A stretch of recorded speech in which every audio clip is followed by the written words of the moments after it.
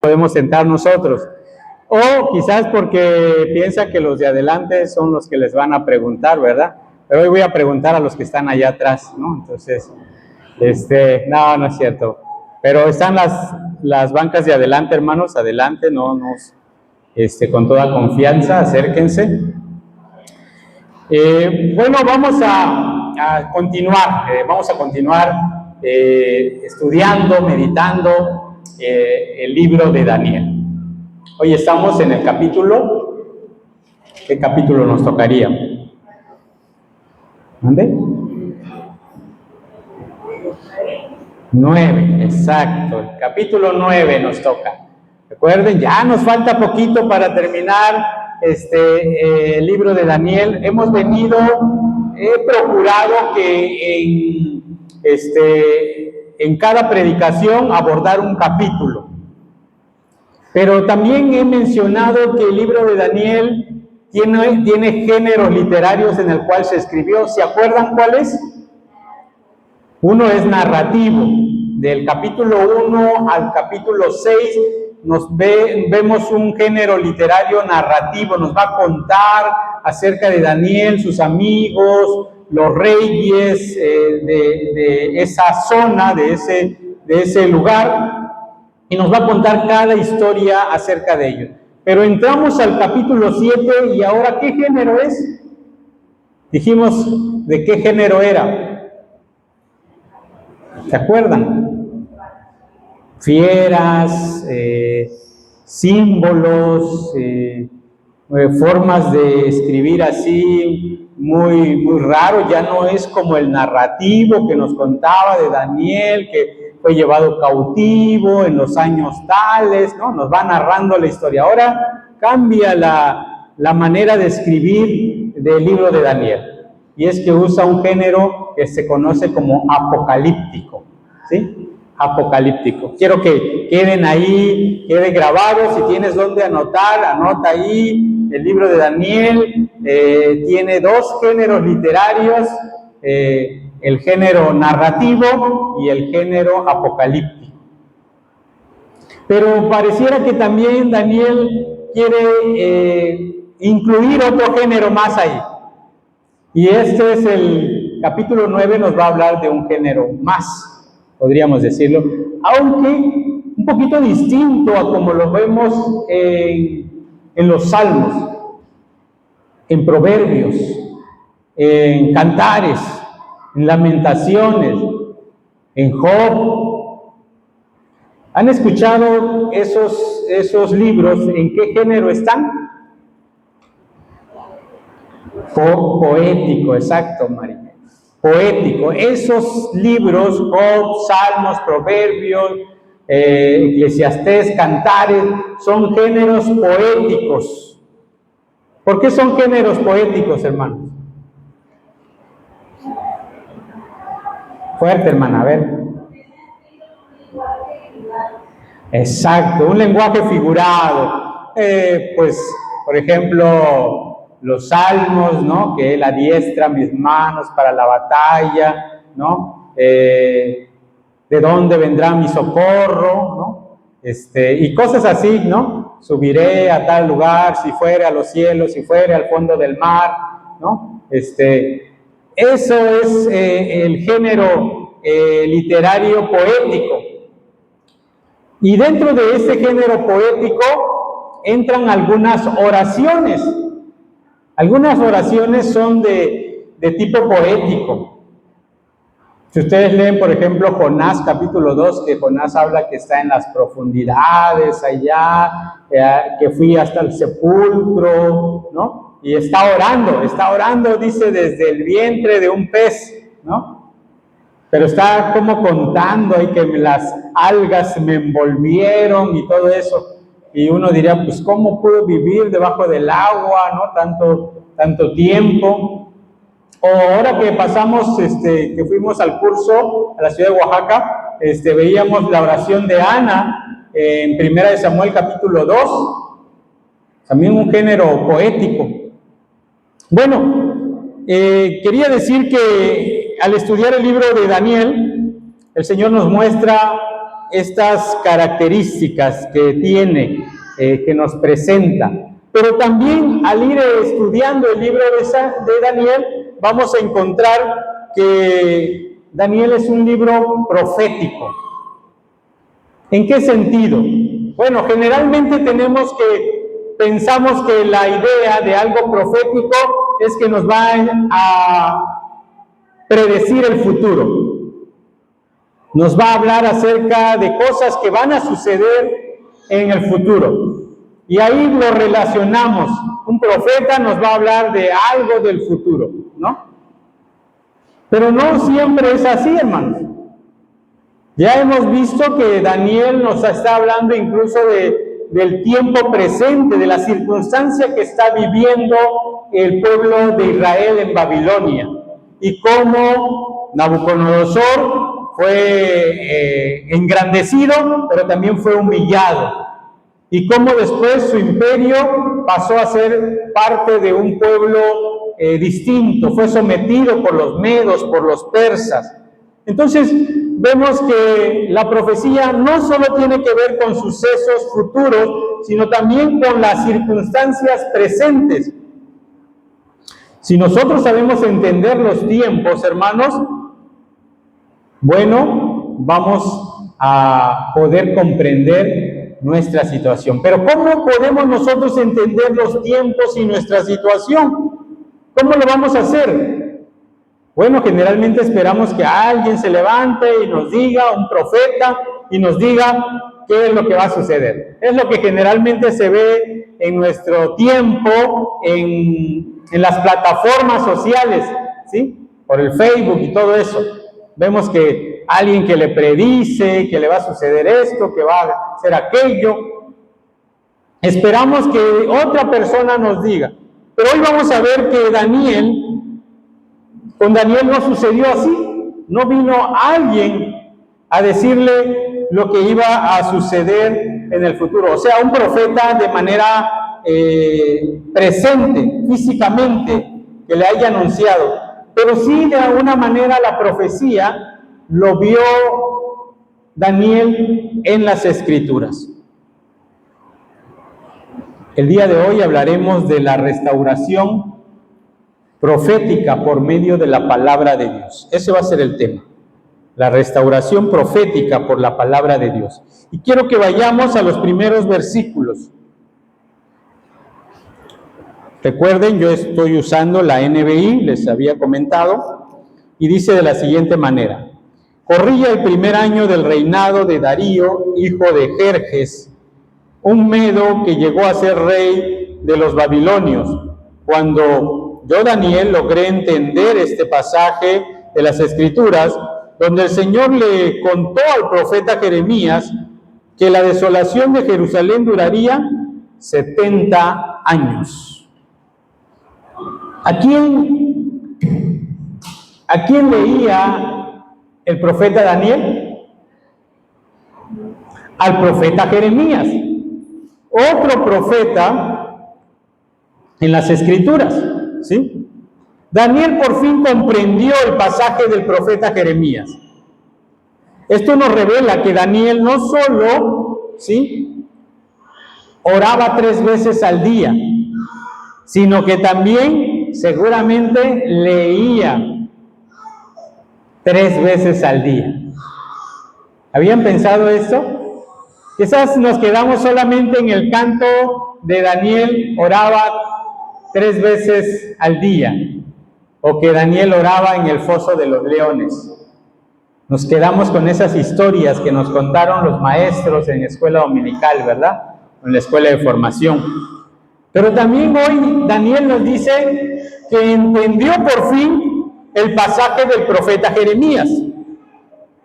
Para el tiempo de Daniel, pues no existía la segunda carta del apóstol Pablo a Timoteo, aquel que dice: toda la Escritura es inspirada por Dios y útil para enseñar, útil para redarguir, útil para corregir, para instruir en justicia.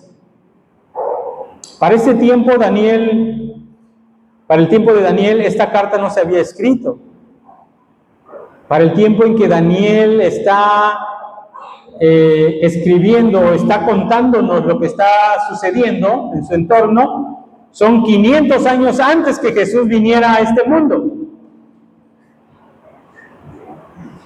Pero sin duda que Daniel creía que toda la escritura, la que él tenía en su tiempo, la que él tenía a su alcance, ¿sí?, era inspirada por Dios y útil para enseñar.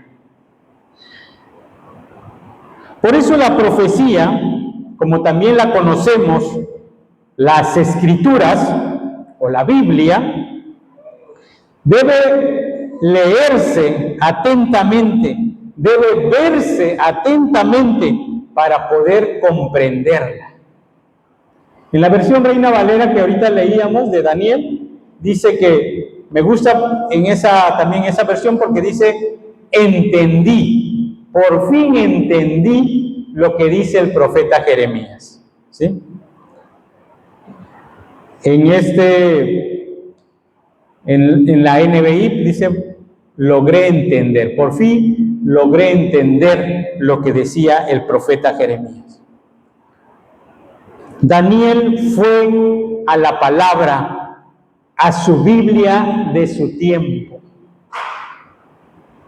¿Cómo se da cuenta Daniel que se aproxima algo importante para su pueblo? Bueno, leyendo las Escrituras.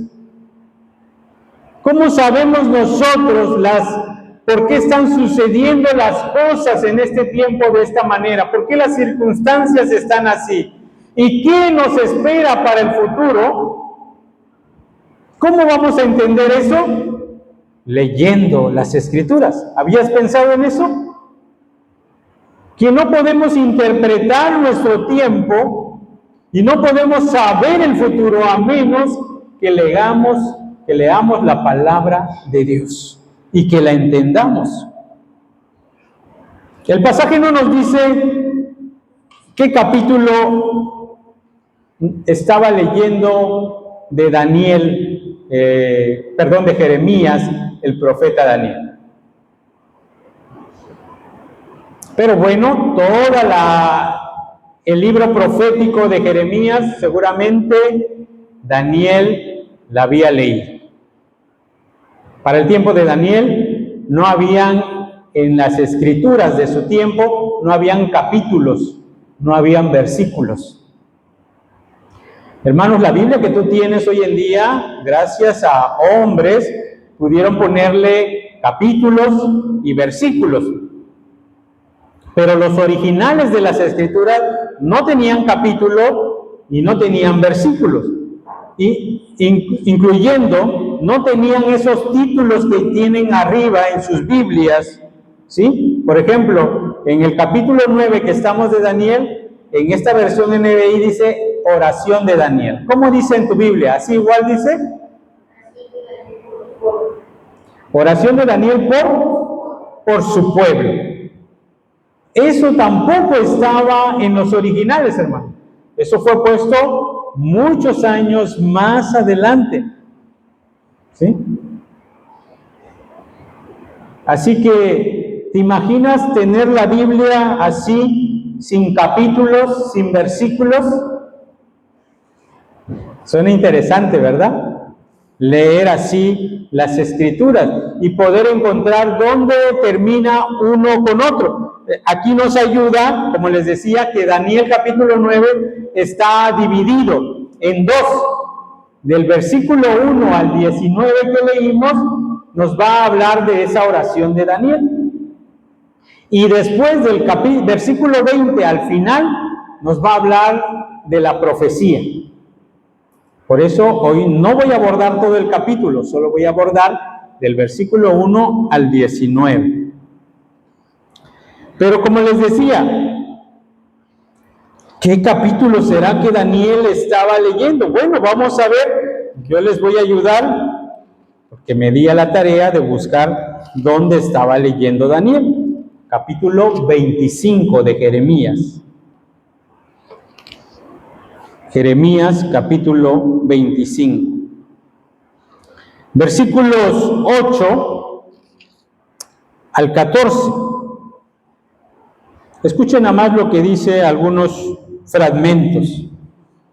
Por eso, así dice el Señor Todopoderoso: por cuanto no han obedecido a mis palabras, yo haré que vengan todos los pueblos del norte y también mi siervo Nabucodonosor, rey de Babilonia. Los traeré contra este país, contra sus habitantes y contra todas las naciones vecinas, y los destruiré por completo. Los convertiré en objeto de horror, de burla y de eterna desolación, afirma el Señor. Bueno, Daniel comenzó diciendo, ¿verdad? Cuando iniciamos a estudiar el libro de Daniel, en el capítulo 1, nos va a decir que en el año tercero del reinado de Joacim, rey de Judá, el rey Nabucodonosor de Babilonia vino a Jerusalén y la sitió. El Señor lo permitió. Y Jeremías ya lo había anunciado. Y esto había encontrado Daniel, que así fue, así se había cumplido. Para Daniel ya había sucedido que Nabucodonosor había invadido Jerusalén y había llevado cautivos a los hijos de Israel a Babilonia. Termina diciendo el versículo 14, desde el versículo 12: pero cuando se hayan cumplido los 70 años, yo castigaré por su iniquidad al rey de Babilonia y aquella nación, país de los caldeos, y los convertiré en desolación perpetua, afirma el Señor. Haré que venga sobre este país todas las amenazas que les anuncié y todo lo que está registrado en este libro y que Jeremías ha profetizado contra las naciones. Los caldeos, a su vez, caerán bajo el yugo de muchas naciones y reyes poderosas. Así les daré lo que merecen su conducta y sus hechos. Así dice el Señor en Jeremías. Y Daniel decía: se han cumplido los 70 años que el Señor dijo en la profecía de Jeremías. Ahora entiendo que se está cumpliendo lo que el Señor dijo. Se cumplió que Nabucodonosor invadió Jerusalén y fuimos llevados cautivos. Cuando Daniel fue llevado cautivo, se dice que tenía aproximadamente entre 16 y 17 años. Y él está contando que ha llegado los 70 años que profetizó Jeremías. Entonces, ¿cuántos años tenía aproximadamente Daniel? Como 87 años.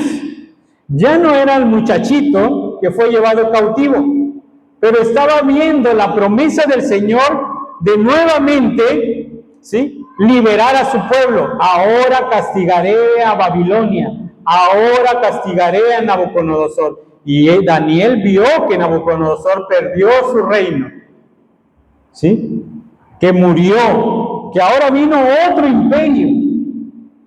Y él dijo: se acerca el momento. Por eso, hermanos, para entender los tiempos de los cuales hoy estamos viviendo, en un país con violencia, como lo hemos estado escuchando en estos días en las redes sociales, en un tiempo donde se están dando iniciativas de leyes de censura, ¿verdad?, a lo que algunos llaman lenguaje de odio, ¿sí?, o esto de la laicidad en nuestro país, donde no es permitido nombrar a Dios en actos públicos del gobierno. A diferencia, como Daniel nos va a mostrar, que al último de cada imperio, por ejemplo el de Nabucodonosor, al último Nabucodonosor reconoció que no hay un Dios como el Dios de Daniel. Y ante él se inclinen todos, dice el rey Nabucodonosor. Y después con los demás reyes. Daniel sabe que leer la palabra le hace sabio. Hermanos, Queremos acabar con la ansiedad, queremos acabar con el estrés, con la desesperanza, esas enfermedades de nuestro tiempo en las cuales nosotros vivimos, ¿sí?, por situaciones cotidianas de la vida. ¿Cómo le vamos a hacer? ¿Cómo le vamos a hacer para acabar con esto? Bueno, algunos dicen, o lo están haciendo, ¿verdad? Porque les aconsejan y dicen, pues ve a hacer ejercicio, ve al gym, ve a grupos así para desestresarte, ¿no?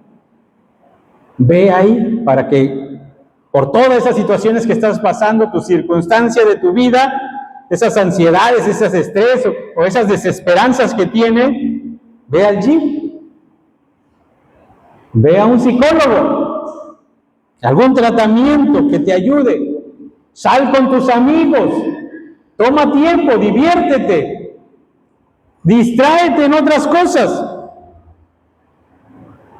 No estoy diciendo que esto sea malo en absoluto, pero sí les digo que es mejor ir a la palabra de Dios primeramente. Pero ¿saben? No es lo primero que hacemos. No es lo primero de nosotros ir a la palabra de Dios. Tampoco es lo segundo de ir a la palabra de Dios. Tampoco es lo tercero ir a la palabra de Dios. Vamos, incluso no vamos a la palabra de Dios. Y preferimos ir a todo lo que antes mencioné. Para Daniel le quedó claro que todo lo que estaba viviendo en ese tiempo en Babilonia tenía que ir a las Escrituras y conocer qué estaba pasando, por qué las situaciones estaban así, y si la Biblia tiene una respuesta para eso. La palabra de Dios tiene una respuesta para tu situación, para tu circunstancia. Claro que la tiene, hermanos. La palabra de Dios lo tiene. Jesús va a decir lo siguiente: santifícalos en tu verdad, tu palabra es verdad. San Juan 17:17. En otros círculos, generalmente orar y ayunar es sinónimo de santidad. Y no estoy diciendo que sea algo que no nos lleve a la santidad. Pero Jesús nos dice que el punto de partida para la santidad es la palabra de Dios. Santifícalos en tu verdad. Tu palabra es verdad. ¿Por qué menciono esto? Bueno, porque quiero que veamos lo segundo. Volvamos a casa. Los siguientes versículos de Daniel Archer, un teólogo, va a decir lo siguiente. En los versículos de Daniel vemos a un Daniel estudiante diligente de las Escrituras, la cual edificó su vida de oración en la palabra de Dios. De los versículos siguientes que ahorita estamos viendo de Daniel 9, observen, pueden ustedes observar, quizás cambie un poquito en su versión Reina Valera, pero el versículo 4, por ejemplo, Señor, Dios grande y temible, que cumples tu pacto de fidelidad. Versículo 7, Señor, tuya es la justicia, nuestra es la vergüenza. Versículo 10, Señor y Dios nuestro, hemos desobedecido. Perdón, no hemos obedecido ni seguido tus leyes, las cuales nos dices por medio de tus siervos los profetas. Versículo 13, Señor y Dios nuestro, todo este desastre nos ha sobrevenido, tal como está escrito en la ley de Moisés. Versículo 15, Señor y Dios nuestro, que con mano poderosa sacaste de Egipto a tu pueblo. ¿Notan esta continuidad de Daniel en su oración de Señor y Dios, Señor y Dios?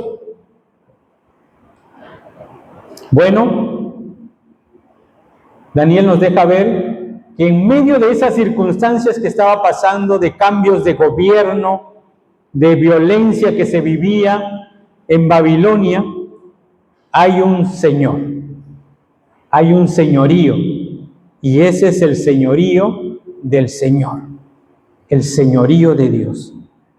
En todo momento de la historia, el señorío de Dios está presente. Para Daniel, él sabía que el Señor llevaba el cauce de la historia porque Él es el Señor, porque Él tiene en control todas las cosas y llevaba en control la historia del pueblo de Israel. Hermanos, para todo eso que estamos viviendo en nuestro tiempo, en nuestro país, y para aquello que tú estás viviendo de manera particular en tu vida, hay un señorío, y ese es el del Señor. El Señor está en control de todo.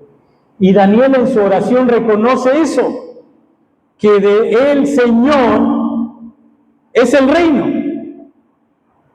de Él es el poder.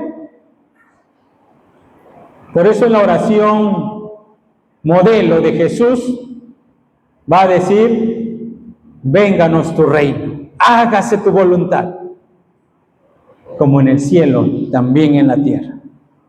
Así que han pasado o están pasando ya los 70 años de aquel anuncio de Jeremías. Después de aquel día que Nabucodonosor invadió a Jerusalén, a Judá, la hermosa ciudad de Jerusalén. Y como les decía, Daniel ya no es un muchacho, ahora es un hombre de más de 80 años y acaba de entender que era tiempo de regresar a Jerusalén. Que la promesa que Dios había dado a su pueblo de regresar estaba llegando a su momento. Así que imagínense la emoción de Daniel. Vivió el momento de tristeza y dolor de haber sido llevado cautivo cuando tenía 16 o 17 años. Pero tiene los 80 años y está contento de ver el regreso de su pueblo a su tierra, con su familia, con los que se quedaron en su pueblo.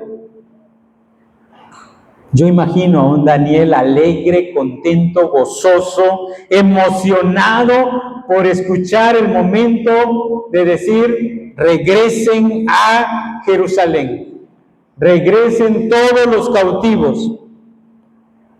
Esa es una revelación profética de Dios, de que se había terminado el cautiverio y que había llegado el momento de volver a casa. Pero ¿saben? También esta oración no está llena de gratitud, no está llena de exaltación porque estoy contento por regresar, sino que hay un pesar de Daniel en su corazón. ¿A qué le suena? ¿A qué le suena, por ejemplo, hemos pecado, hemos hecho lo malo, hemos sido malvados, rebeldes, no nos hemos apartado de tus mandamientos y de tus leyes? ¿A qué le suena esa oración? ¿A una oración de gratitud? De dolor, también de tristeza, de arrepentimiento, de confesión de pecados.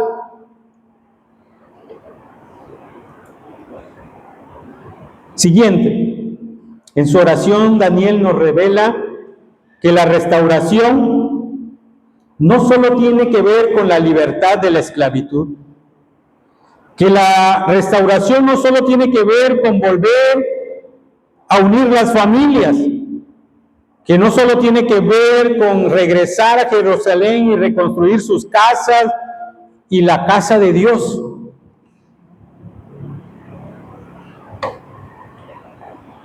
La restauración primeramente tiene que ver con una relación con Dios. No estamos diciendo que no van a suceder esas cosas, que al regresar a Jerusalén, algunos busquen a sus familiares, porque recuerden, cuando fueron llevados cautivos, fueron llevados los mejores, jóvenes, ¿sí? Gente de la nobleza, gente importante del pueblo de Israel, pero los ancianos, muchos de ellos, los enfermos, quedaron en Jerusalén, en aquella ciudad que fue destruida. Los dejaron, ya no son de importancia para nosotros. Muchos de ellos, ¿sí?, eran familia de los que habían sido llevados cautivos. La restauración sí implicaba libertad de volver a Jerusalén y encontrarse con sus familias, restablecer la unión familiar, construir nuevamente las casas de ellos. Pero para Daniel lo importante era restablecer su relación con Dios. ¿Por qué terminamos cautivos? ¿Por qué terminamos en esta situación de dolor, de sufrimiento, de esclavos? Porque hemos pecado. Así dice Daniel recurrentemente en ese capítulo 9, del 1 hasta el 19, hemos pecado, hemos hecho lo malo, hemos sido malvados y rebeldes. No hemos prestado atención a tus siervos los profetas, que en tu nombre hablaron a nuestros reyes, príncipes, a nuestros antepasados y a todos los habitantes de la tierra. En esto, para ir terminando, quiero decirles, pareciera que fueran dos aspectos diferentes, dos aspectos de desobediencia a Dios. Uno, la desobediencia a los mandamientos y leyes de Dios. Y dos, la desobediencia a los profetas. No hemos prestado atención a tus siervos los profetas. Pero no son dos cosas, hermanos. No es que no hemos puesto atención a los mandamientos y leyes y no hemos puesto atención a los profetas. Porque los profetas no hablaron por cuenta propia, sino, como dice la Escritura, que fueron inspirados por Dios. Las Escrituras no son autoría de los profetas, sino que ellos hablaron siendo inspirados por el Espíritu Santo. Ellos hablaron lo que Dios les reveló. Por eso, hermanos, hoy en día,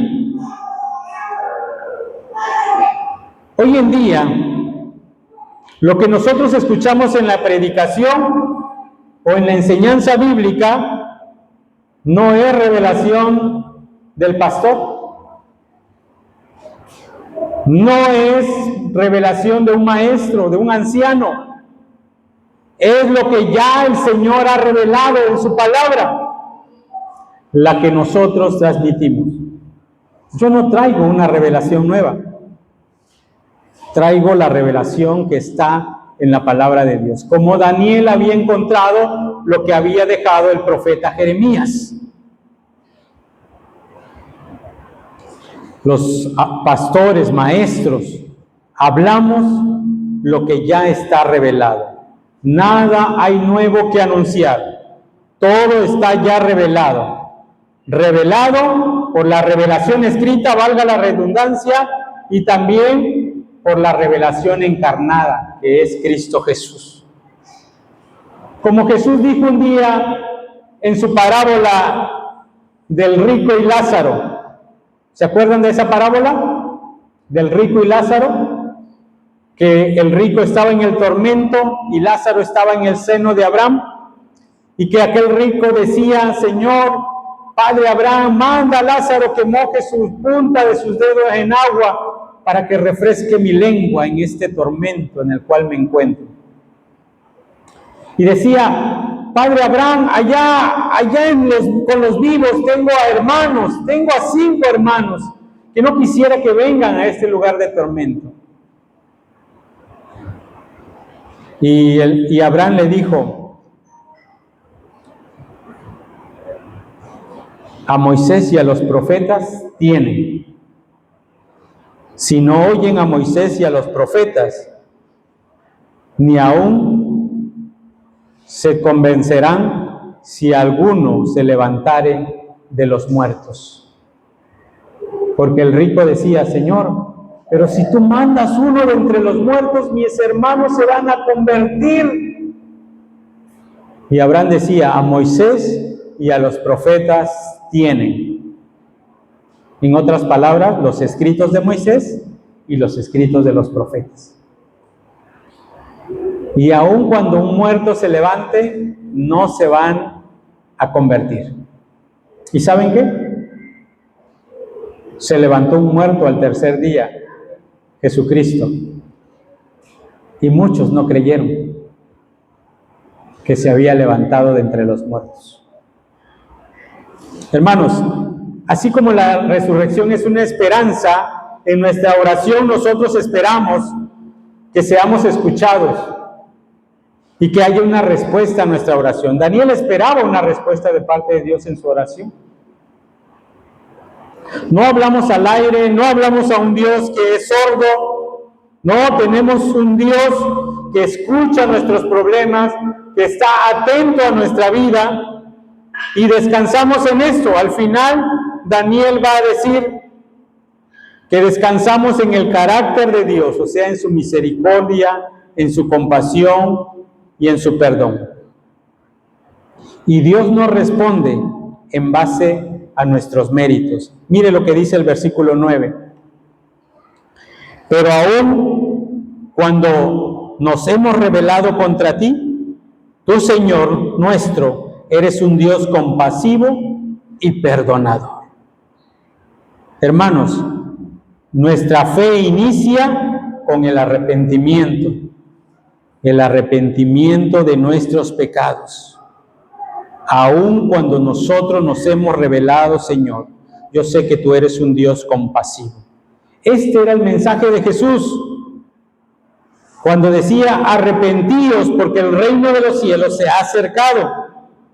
Y lo segundo, versículo 18, al hacerte estas peticiones, no apelamos a nuestra rectitud, sino a tu gran misericordia. Ninguno puede presentarse dignamente delante de Dios, hermanos. No hay justo ni aun uno. Aun cuando las personas en este mundo dicen no ser tan malos,